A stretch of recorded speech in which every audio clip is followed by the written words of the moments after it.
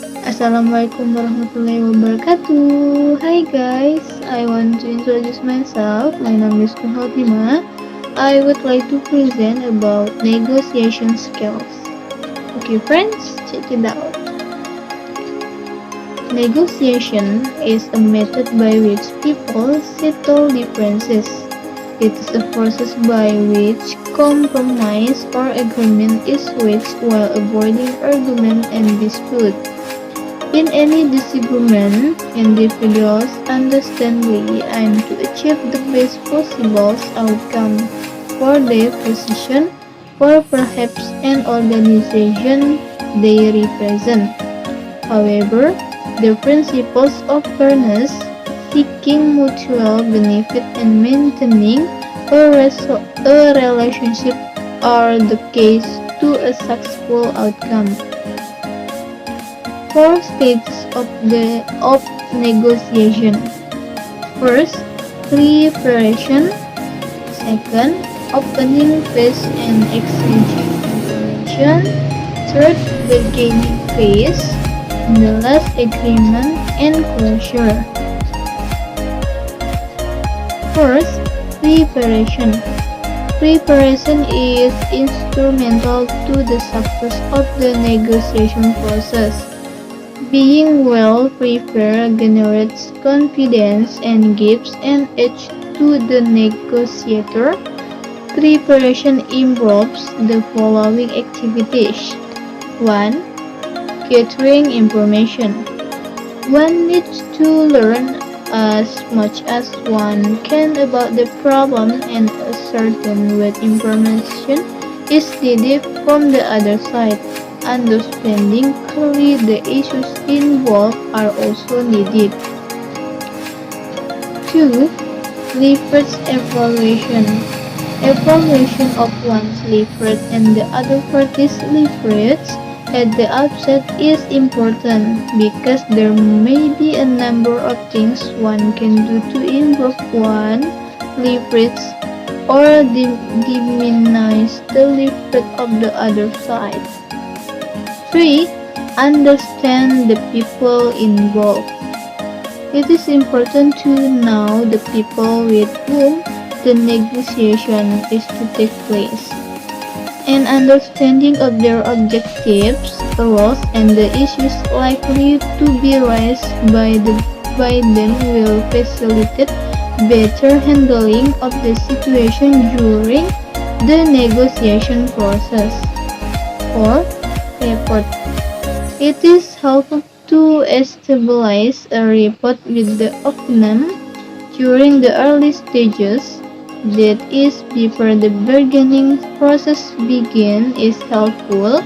This was one can determine early on how cooperative the opponent is going to be. 5. Know your objectives. Clarity of objectives is absolutely essential. It needs to be decided in advance how much you are willing to concede to the opponent and what your priorities are. All argument and justification should be ready. 6. Type of negotiation. Anticipate the type of negotiation expected, that is, ascertain whether it will be highly competitive, cooperative, or something unusual.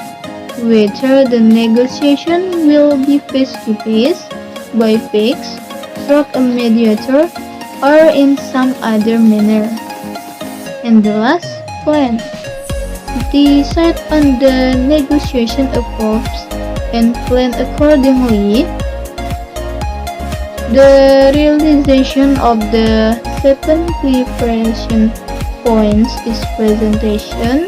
Presentation as an opening in negotiation requires negotiator to present it well and interestingly by mastering and understanding the material to be present first.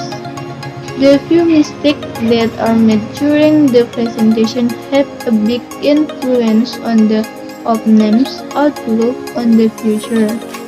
The success in the presentation can have an effect on the high confidence of the opposing party because he sees the negotiator clearly understands the exciting problems, so that the offer made by the negotiator will be easily accepted by the opposing party.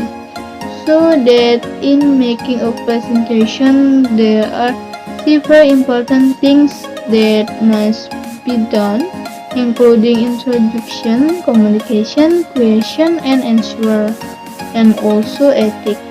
During the presentation stage, negotiators need to pay attention to one thing, namely listening skill. When the opposing party is presenting his party, the negotiator must remain focused on concentrating on the information conveyed because this is very helpful in understanding the opponent's position as well as in preparing the against the opposing parties. Second, opening phase. The second stage in the negotiation is discussion. The discussion stage is a core part of negotiation because in this stage all parties involved begin discussion the issue lies, namely by analyzing the issues more deeply to produce a resolution. Negotiators discuss issues by conveying their respective views on the issue so that the discussion will lead to debate because each party has different views and interests. The views or ideas conveyed will then be further negotiated so as to produce formulaic points for completion. At this stage, expertise is needed is using strategy to determine the position of the opponent so that it can determine what action to take next. 3. Stage bargaining phase. This stage includes submitting proposal and making concession. In submitting a proposal, the negotiator needs to make a specific proposal that is able to make the opposing party focus on the case being presented.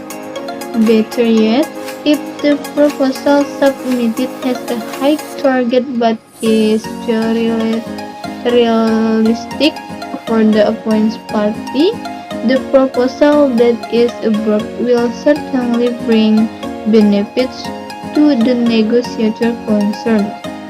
Vice versa, rejection of the proposal will cause great loss to the negotiator submitting the proposal. The second is the making of concession, namely the bid effort made by the negotiation through several proposed conditions that are in line with the negotiator's wishes. In making concession, one should pay attention to deadlines and also seek to exchange concession of the same even higher value to avoid loss. And the last thing is to pay attention to the concession submitted by opponents so that at this stage strategies and tactics are also needed so that the opposing party easily agrees to the proposed proposal. The tactic adopted in the bargaining stage will lead to lobbying for the opposition side. With good lobbying skill, negotiators can easily get the opposing party to agree on the offer given so that the bargaining state can run more efficiently. And the last, agreement and closure. After the bargaining stage is over, the negotiation enter the final stage, namely the determination of the final result or output.